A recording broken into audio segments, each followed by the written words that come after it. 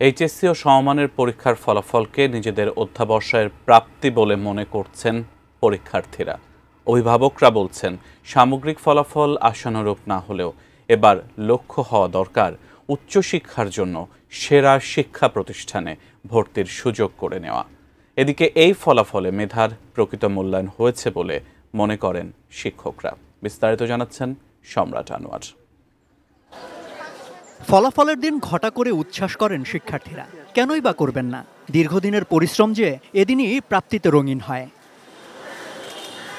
কেউ একা একা রোল মিলিয়ে নিজের রেজাল্ট খোঁজেন রেজাল্ট বোর্ডে, কেউ বা আসেন দল বেঁধে, আবার অনেকেই আসেন বাবা মাকে সঙ্গে নিয়ে। বিজলি কেবলসের স্কিন কোটেড ইনসুলেশন আগুন প্রতিরোধী। বিজলি কেবলস, নিরাপদ আজীবন। পরিশ্রম সার্থকতা পায় কাঙ্ক্ষিত ফলাফলে। লাইফে কোনো অ্যাচিভমেন্টই কারো একার হয় না। এখানে আমার বাবা মা, আমার শিক্ষক, বিকর্নেসা স্কুলের যত সম্মানিত শিক্ষকগণ আছেন এবং বাইরে আমার যাদের কাছে পড়েছি তাদের সবার অবদান আছে। পরীক্ষা হল থেকে মেয়েরা লিটারালি কান্না করে বের হচ্ছিল। মানে এক্সপিরিয়েন্সটা তখন অনেক হরেবল ছিল এক কথায়। এখন রেজাল্ট পর আলহামদুলিল্লাহ মানে জিপিএ 5 পেয়েছি, এটার জন্য আমি হ্যাপি আলহামদুলিল্লাহ। এইচএসসির উপর অনেক কিছু নির্ভর করছে, কিন্তু সেই এইচএসসির কোয়েশ্চেন এত ভুল থাকা একদমই আমরা এক্সপেক্টেড না, বাট এই জিনিসটা আমরা ফেস করেছি। তাই আমি চাই আমাদের ঢাকা বোর্ড যাতে এই বিষয়ে গুরুত্ব দেয়। যে অভিভাবকরা নিজেদের সর্বোচ্চ ত্যাগ স্বীকার করে সন্তানকে জীবনযুদ্ধে জয়ী হতে গড়ে তোলেন, তাদের আনন্দ সবচেয়ে বেশি। দেখলাম হার্ড প্রশ্ন, অনেক মেয়েরা ছেলেরা কান্দা হলের থেকে বের হয়েছে, কিন্তু আমার মেয়ে নার্ভাস ফিল করে না। মেয়ে বলছে যে যেটুকু পড়ছি আব্বা সেটুকু আমি রেজাল্ট পাবো, আমি পড়ি নাই রেজাল্ট পাবো না। 12 বছর জার্নির পরে আমার মেয়ে আজকে অনেক ভালো রেজাল্ট করছে। আমি দোয়া করবো আগামী দিনেও ভালো করে, এই স্কুলের এই কলেজের সব ছাত্রীরাও যেন সব ভালো করে। পরীক্ষার পর এবার ভর্তি যুদ্ধে নামার পালা, আর একেই মূল লড়াই বলছেন শিক্ষার্থী অভিভাবকরা।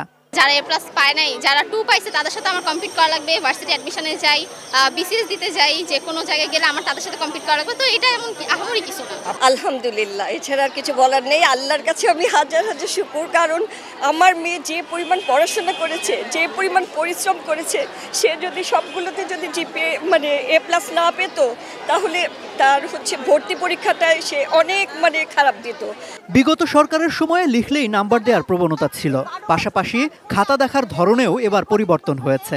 তাই এবারের ফলাফলকে মেধার প্রকৃত মূল্যায়ন বলছেন শিক্ষকরা। কয়েক বছর যেটা হয়েছে যে লিখলেই নাম্বার, লিখলেই বা সেই ধরনা প্রশ্নের ধারা চেঞ্জ হয়েছে, খাতা দেখার ধারা চেঞ্জ হয়েছে।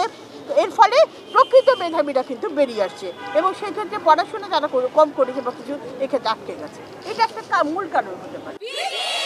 সম্রাট আনোয়ার, এটিএন নিউজ, ঢাকা।